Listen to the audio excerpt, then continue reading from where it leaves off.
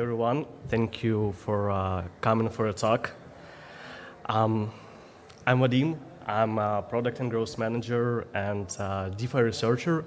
And today I want to talk about product management in crypto, what it's like to be a product manager working with blockchain apps, and what are the differences with Web2 approaches that are overlooked and can be utilized in regular day-to-day practice. So I think that even though crypto apps more and more with them and more traction, I still think that a lot of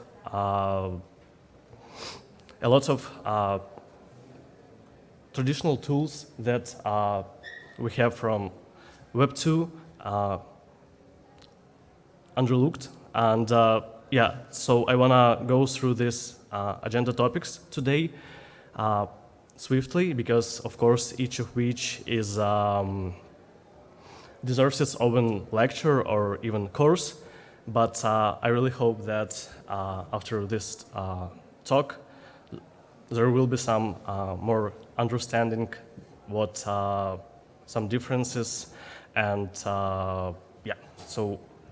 Like, first of all, why I'm qualified to talk about this? I'm in crypto full-time since 2017, and now for better or worse, I worked with different types of products. It's like infra, typical B2B, and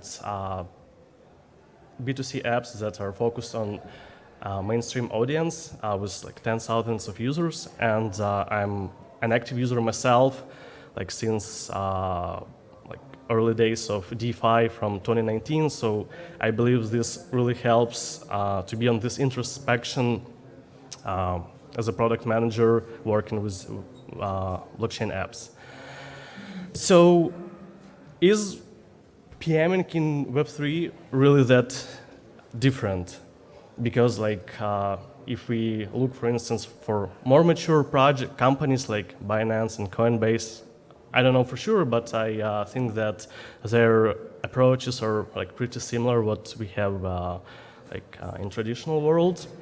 But there is definitely some peculiarities of launching products on chain specifically. So the first feature is that most of the products are it's early stage, and its startup culture is super chaotic, so you can be less reliant on these frameworks like jobs to be done until you finish putting it in Notion. There are 10 competitors coming to you, so it's more dynamic. The next thing is for product managers and growth people, they're usually not technical, and so it's more demanding and versatile, because crypto is very interdisciplinary, so we have to follow all the fields like finance, economics, technology, some art and governance, and be ready to combine it into one solution. And of course it's open nature and decentralized-ish, because you're always in front of your community, your audience, and your competition. So again, for better or worse, you can use it for your advantage. And of course, it's more intense competition. And you have a major product stakeholder as the community, which I talk about a bit later. Yeah, and it's pretty experimental and narrative-driven, so it's always a challenge to balance between following a shiny thing and stick to your own vision and values.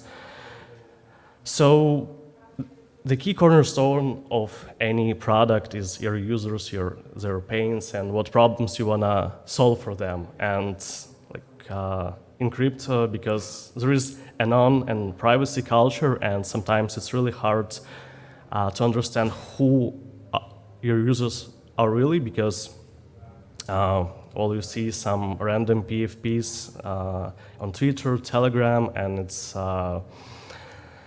hard to better to know them. And again, because of some of privacy ethos, it's harder to get some insights from analytics. But on the other hand, there is on-chain data, and you can use it for your advantage, and especially even if you're not yet launched, you can check your competitors' traction and try to build user personas. And good also example of crypto being open. I believe many familiar with SpamFun, and a founder shared some time ago his approach of building the app, how he cold DM'd 3,000 of people before launching or like during launch, asking for a feedback. It seems pretty obvious and natural process, but I believe it's something that not everyone is doing. So I think people are generally pretty open, and especially because in crypto many things are heavily incentivized, so it can be used for to advantage as a beneficial to improve your product. Next important pillar is user experience. It's about this many people are talking, and here at ETHSofia there were a couple of talks and panels, so I'm not gonna say a lot about it, and also because user experience is quite a very vague term, and it's quite like ethereal and impalpable, because many say that it's like a key limitation to for crypto adoption, or it's some promise that will bring next 1 billion users. But personally, I believe that there are a lot of great building blocks already. There is like almost close to perfect end-to-end cycle for a user, like to onboard and provide features. And as I mentioned at the beginning, for a product manager, the key goal is like to combine all these pieces together, because you have to follow all the things, like even like layer 2 on Ethereum, they can have like different gas settings. You have like to follow like what's happening like with routing on mainnet, because you want to provide a fair price for a user, and like there is some new onboarding experience like with passkeys, and a lot of development on different types of abstraction, chain abstraction, account abstraction, and I think more than ever it's for a product manager to prioritize these things correctly, because a lot of shiny things, and like again like to compete for mind share.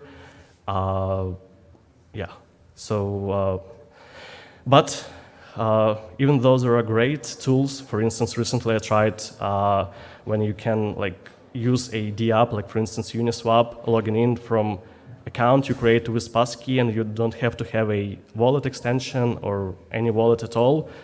So it seems like a breakthrough, but still we have like seed phrases, you have to pick chains, sometimes 2 versions of one asset on a chain, and it's pretty also dangerous, like recent new ETHSofia that allows like account abstraction for one transaction. A lot of adoption is from scammers who are like fish users, so it's quite understandable why apps quite try to be safe with this. Yeah, but in the end, it's like not everything about UX. Sometimes you have not terrible, but complicated UI, and if it solves your problem, maybe it's the main thing. Yeah, and because we have, as I mentioned, a lot of building blocks and very huge competition, and there is this joke that there are more apps, more solutions and projects than users. So like there is huge competition for them, and especially like many projects incentivize their usage. So any feature release, you have like to think about like how to go to market it, and of course there is like community, but community not necessarily can be your users, and it's also a two-edged sword because there is like a perfect example, for instance, like Hyperliquid, when there is like a perfect storm in terms of how it's like was fair launch and community and buybacks, and we see that like one of the leading like perp DEX and community works for them. So it's of course a great example, but sometimes a project is a hostage to the user, to the project,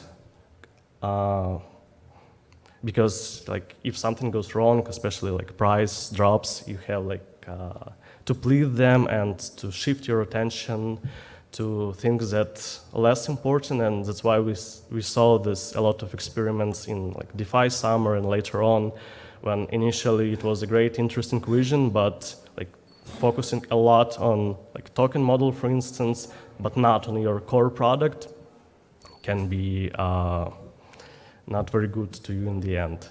So yeah, the last part is like revenue management, because in the protocol there are like many product stakeholders which you can serve, and again, as a product manager, you should try to align it on like again tokenomics basis, on a product basis, and also how to prioritize that, because as I mentioned, it's your token not necessarily can contribute to your core product, so it can be a huge challenge, like how to balance this, and especially if community pressures to do something with it. And so your goal is just, I think, how to adapt and to use it to convert for some product insights and improving the product. Yeah, and a few like case studies. One I mentioned is like Pump Fun is a great like product approaches, especially like communicating with users. Personally, like when last application I was working on, like all of my like top users, because 70-80% of the volume and usage was coming from 5-10% of the users. So I was like communicating like 24 hours, 7 days a week with them. So it's like this personal touch is really working. And yeah, and Hyperliquid as a case study, of course, it's really hard to say what can be learned, because it's hard like to replicate. There is this meta right now, and everyone's trying to do the same, but of course, it's quite challenging. Yeah, I think that's pretty it. And if there are any questions, I would be happy to answer.